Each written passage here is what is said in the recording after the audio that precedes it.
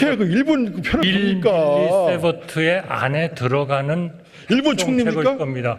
일본 총리예요? 아니 그간의 여론 흐름 짚어보겠습니다. 배종찬 인사이드 K 소장, 이은영 휴먼앤데이터 소장 나오셨습니다. 어서 오십시오. 네, 안녕하십니까? 안녕하세요. 네, 윤석열 대통령 지지율이 갤럽과 미디어 토마토에서는 전주와 동일했고 리얼미터와 아랜서치에서는 소폭 하락했습니다.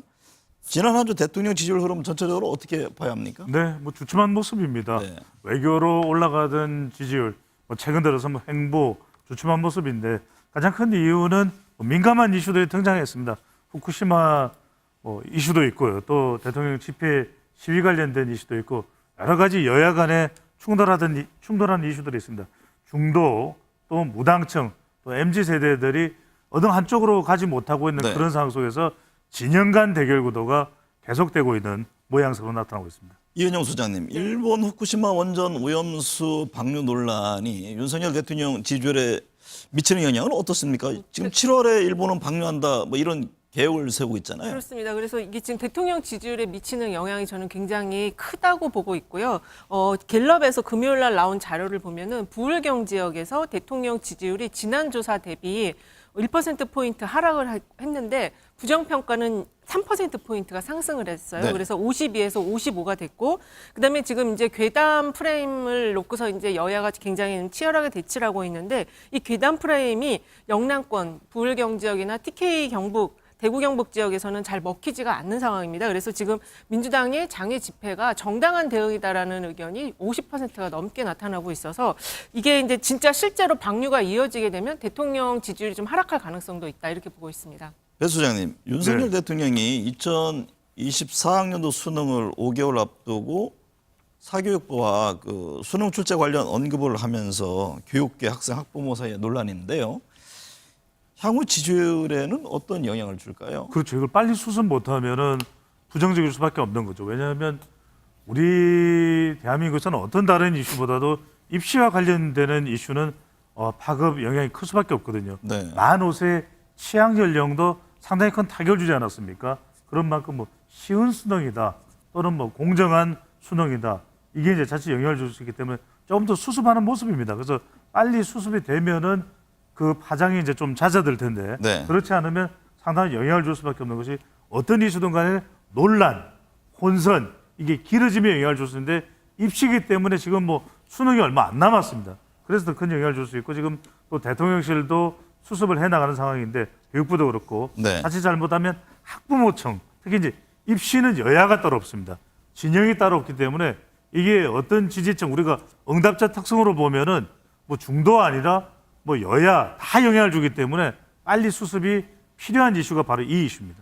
이은영 소장님 보시기에 네. 입시 관련한 이슈는 어떻습니까? 민감도가 다른 이슈 못지않게 큽니까? 엄청나게 크고요. 이게 이제 학령기 부모들이 굉장히 관심을 갖고 있어서 그 사이즈는 적지만 이게 상당히 거의 대부분이 주부층이 관심을 갖는 내용이거든요.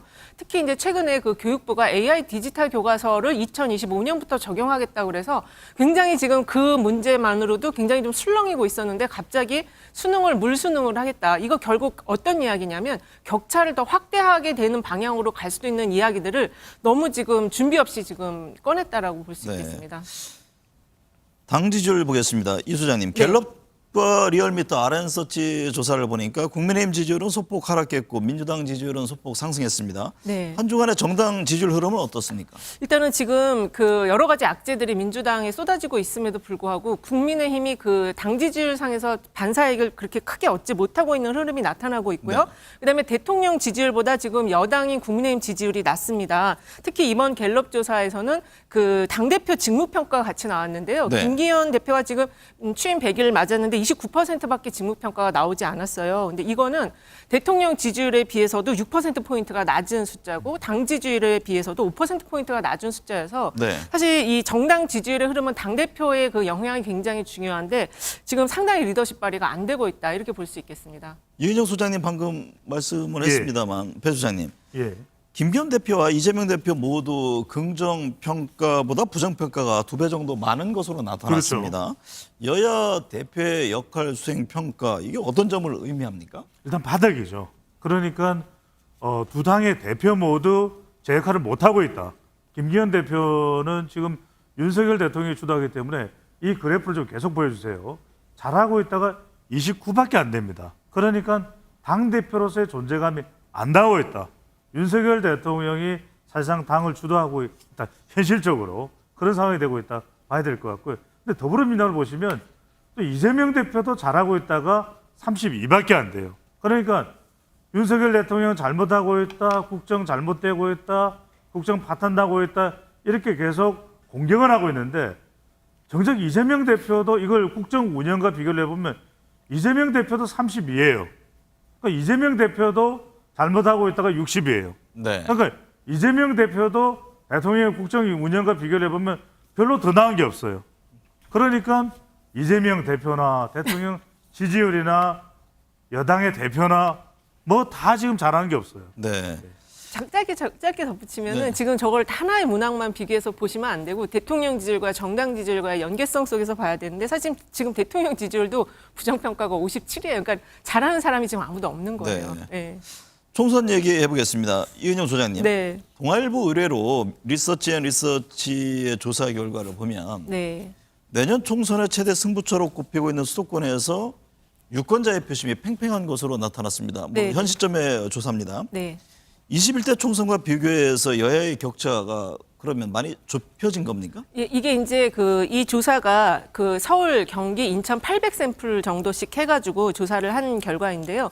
일단은 지난 2020년에 있었던 총선과 득표율과 이번에 이제 정당이라든지 여러 가지 지지율을 같이 이제 비교해서 봤을 때 그때의 여당과 야당, 그러니까 그 당시에는 야당이 국민의힘이었는데 그때와 격차가 많이 좁혀졌다는 게 이제 데이터상으로 나왔습니다. 그런데 이제 여기서 중요한 거는 좁혀진 그 사이에 정권 교체가 있었다라는 걸 우리가 좀 염두에 둬서 봐야 될 것 같고요. 네. 그리고 지금 견제론과 안정론, 그러니까 전체 총선의 여론의 프레임을 만드는 견제론과 안정론까지 같이 대입해서 봤을 때는 견제론이 상당히 지금 높게 나왔거든요. 서울, 네. 경기, 인천 다 높게 나왔습니다. 그에 반해서 이제 민주당을 지지하겠다라는 의견이 국민의힘을 지지하겠다라는 의견보다 높지만 견제론보다는 지금 낮기 때문에 이거는 결국에는 이제 공천 과정에서 얼마나 새로운 인물, 세대 교체 이런 것들이 잘 이루어지느냐에 따라서 지금 현재 야당이 민주당이 견제론까지 올라갈 수도 있는 그런 잠재력을 확보할 수도 있다 이렇게 볼 수 있는 결과입니다. 배 소장님. 네. 특히 서울 지역을 보면 이제 권역별로 좀 나눴던데요. 도심권인 뭐 용산, 종로, 중구, 네.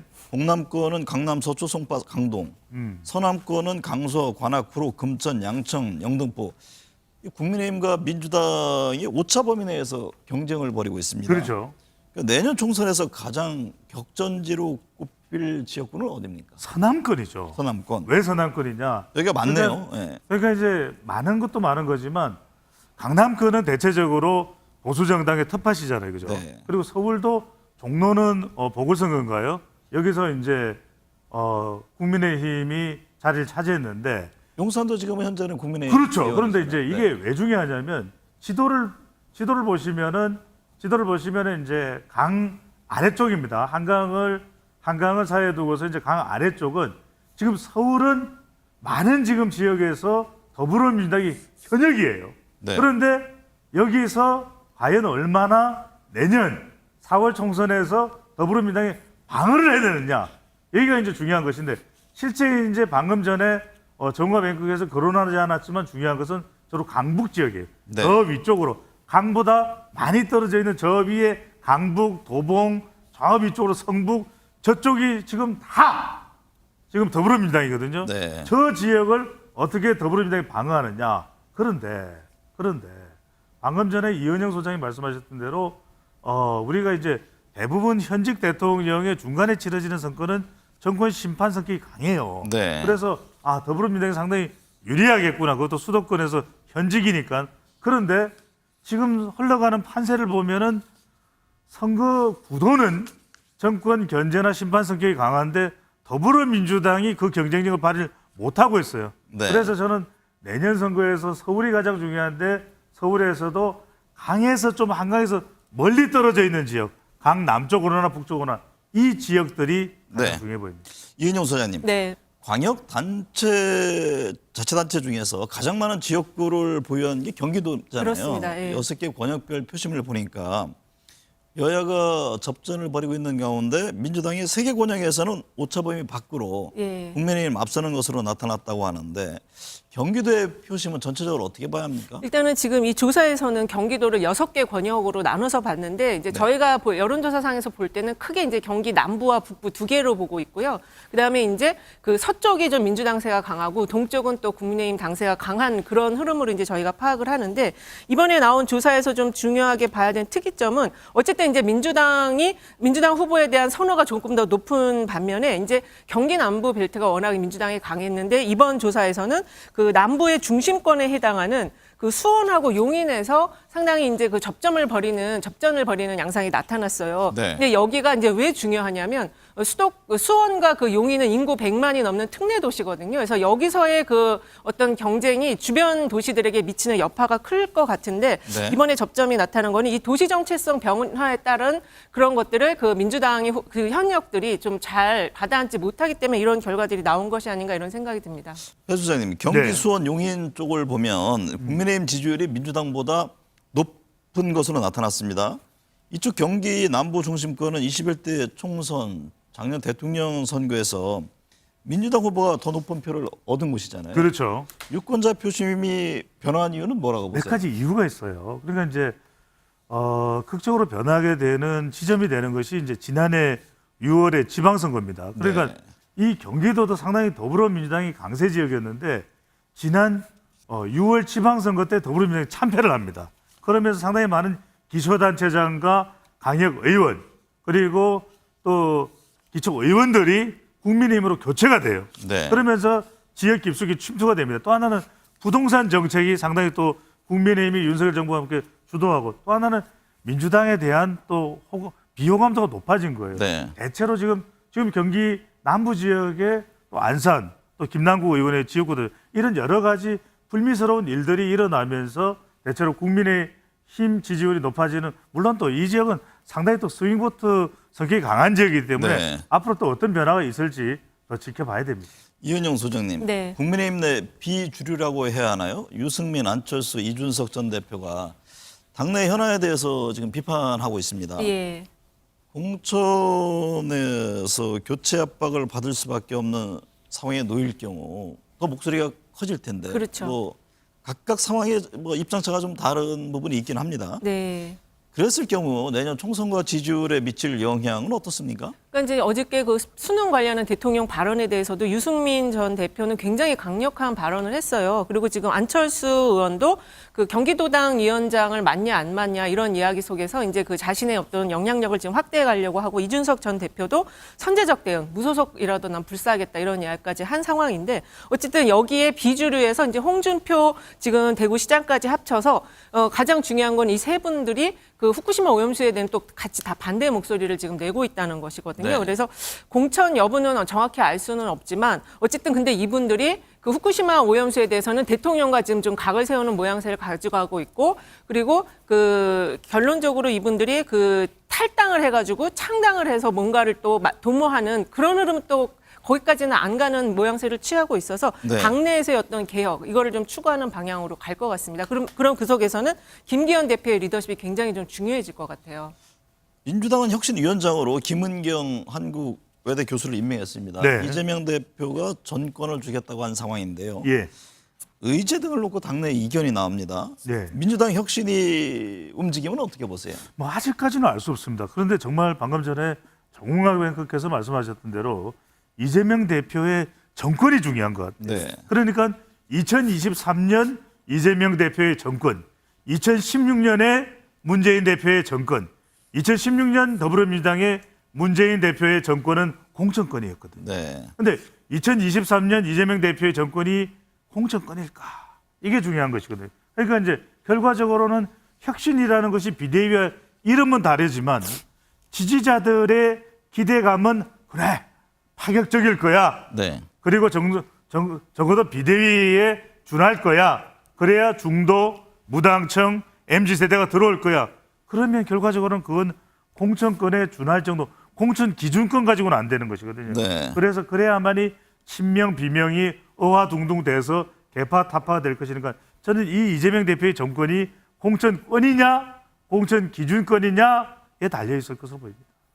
혁신위에 공천권이 있습니까? 그러니까 지금 혁신위에는 공천권은 없다고 저는 보고 알고 있고요. 네. 그 공천권은 이제 공관위에서 네. 지도적으로 행사를 하는 거고 그 전체 이제 어떤 당내 민주주의라든지 이런 것 속에서 그 여론 공론을 조성하는 거는 혁신위에 있을지 몰라도 공천에 대한 건 없을 걸로 그만큼 봅니다. 파격적이어야 된다 이런 그렇습니다. 질문이시군요. 네. 배 수장님, 미디어토마토 조사를 보니까요, 국민 예. 70% 이상이 후쿠시마 오염수 방류 시 우리 정부가 일본산 수산물을 수입해서는 안 된다고 응답했습니다. 예. 보수 지지세가 강한 60대 이상 영남 지역에서도 수입 반대인데 이게 향후 전국에는 뭐 지속적으로 그럼 영향을 주게 됩니까? 질 수밖에 없습니다. 그래서 제가 왜냐면 먹거리거든요. 네. 근데 횟집을 갔는데 우리 한국 사람들도 지금 회 좋아하거든요. 뭐 먹을까? 회 아니면 고기지. 고기 아니면 회야. 그런데 이제 회를 먹는데 후쿠시마가 생각나면 이게 여파가 커지는 것이거든요. 네. 그래서 그럼 회를 안 드시게 되나요? 그럴 수 있죠. 그리고 회를 리필을 안 하게 됩니다. 네. 참치회를 리필을 안 하게 되면 타격이 있고요. 그래서 제가 우리 시사 스페셜을 통해서 스페셜하게 분석을 했던 게 바로 수시국 해법입니다. 수시국 수산물은 선을 그어라. 수산물은 검역 안 돼. 그다음에 네. 시는 시찰단의 내용을 명쾌하게 분석을 해라.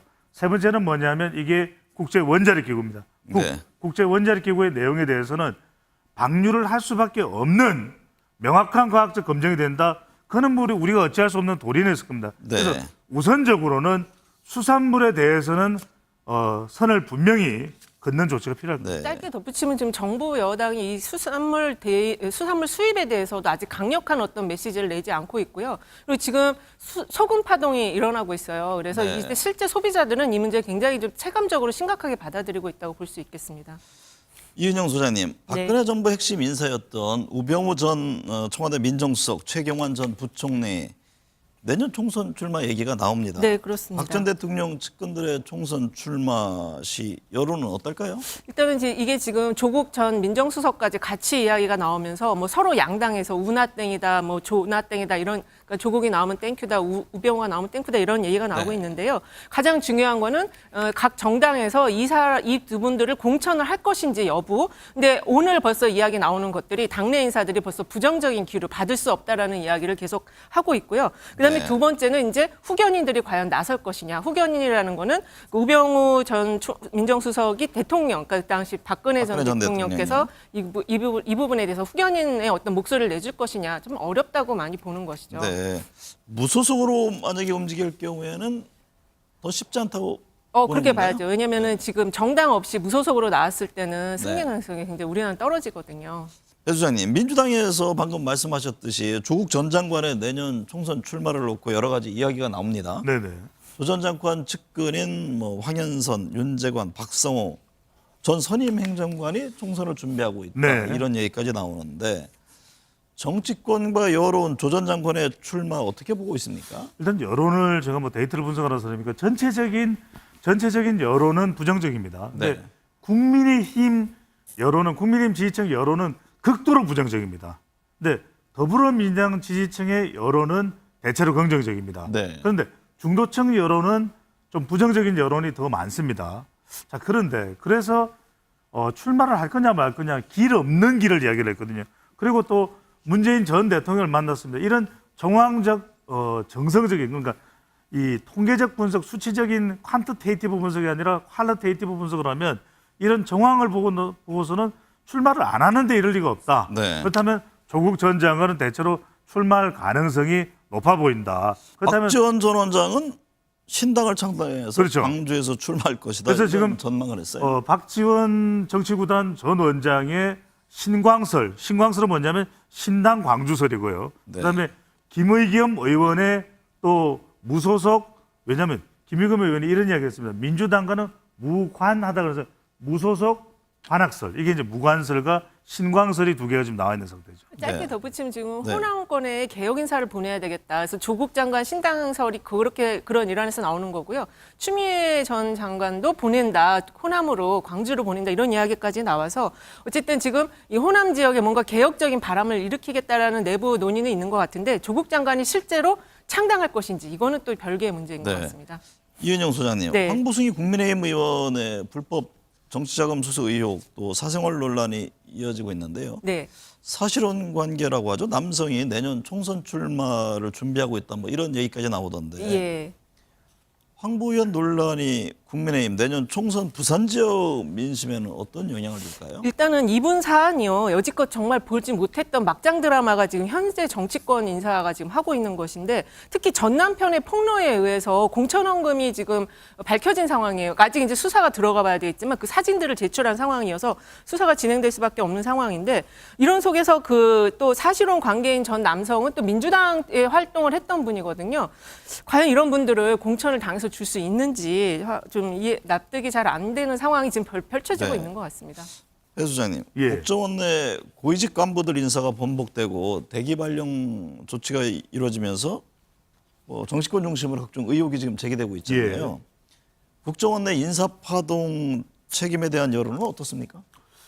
이건 제가 죄송한데 잘 아시는 분들한테 여쭤보고 싶어요. 네. 제가 한 수개월 전에도 비슷한 걸 방송에서 다뤘던 적이 있는데 저도 모르고 제 옆자리에 있는 사람 모르고 제 앞자리에 있는 사람도 모르더라고요. 왜냐하면 네.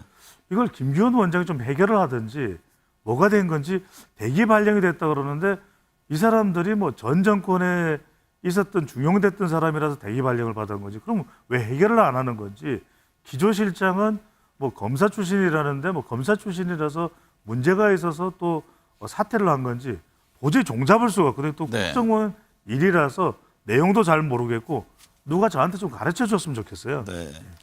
이은영 소장님, 네. 전현희 국민권익위원장의 감사를 두고 네. 감사 심의 의결 과정이 불합리했다는 내부 폭로가 이어지면서 감사원 내 갈등인데요.